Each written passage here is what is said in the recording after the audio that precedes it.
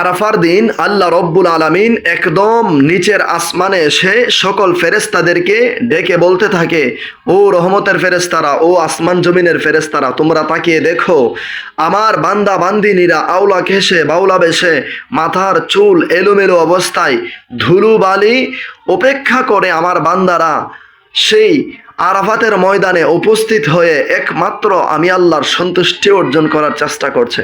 আমি আল্লাহকে ডাকছে, সকলে মিলে একসাথে আমি আল্লাহ রব্বুল আলমিনের সন্তুষ্টি অর্জন করার চেষ্টা করছে।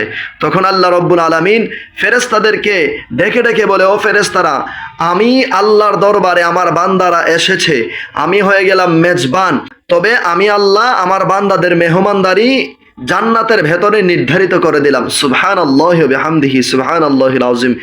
আল্লাহ রব্বুল আলামিন ফেরেশতাদেরকে ডেকে বলে, ফেরেশতারা, তোমরা জেনে নাও, আমার যেই সকল বান্দা বান্দিনীরা এই আরাফাতের ময়দানে এসেছে, আমার যেই সকল বান্দা বান্দিনীরা এই আরাফার দিন আমি আল্লাহ রব্বুল আলামিনের সন্তুষ্টি অর্জন করার জন্য আশা রেখেছে, আমি আমার সকল বান্দাদেরকে ক্ষমা করে দিলাম, তোমরা সাক্ষী থাকো। সুবহানাল্লাহি ওয়া বিহামদিহি সুবহানাল্লাহিল আযীম। ফেরেশতারা ডেকে বলে, আল্লাহ, এই মজলিসের মধ্যে এই হাজিদের মাঝে তো অনেক অহংকারী খারাপ মহিলারা, গুনাহগার মহিলারা আছে। আল্লাহ রব্বুল আলামিন বলে, আমি আল্লাহ তাদেরকেও ক্ষমা করে দিলাম। সুবহানাল্লাহি ওয়া বিহামদিহি সুবহানাল্লাহিল আযীম।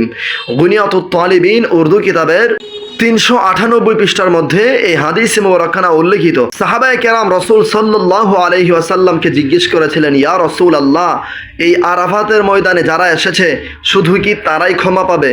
আল্লাহর রাসূল বলে, না, যারা এসেছে তারাও ক্ষমা পাবে, এবং যার অন্তরে বিন্দুমাত্র ঈমান রয়েছে, আল্লাহ পাকের ভয় রয়েছে, আল্লাহ রব্বুল আলামিনের কাছে ক্ষমার আশা রাখে, আল্লাহ রব্বুল আলামিন আরাফার দিন সমস্ত মুমিন মুসলমানদেরকে আল্লাহ রব্বুল আলামিন মাফ করে দেন।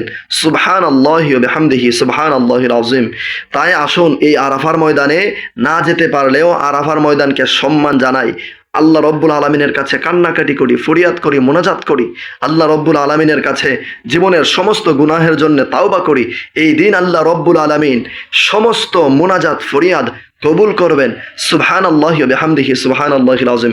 সাওয়াবের নিয়তে অন্য ভাই বোনদেরকে শেখানোর নিয়তে আজকের এই ভিডিওটি প্রচুর পরিমাণে শেয়ার করে সারা বিশ্বে ছড়িয়ে দিন। আসসালামু আলাইকুম ওয়া রাহমাতুল্লাহ।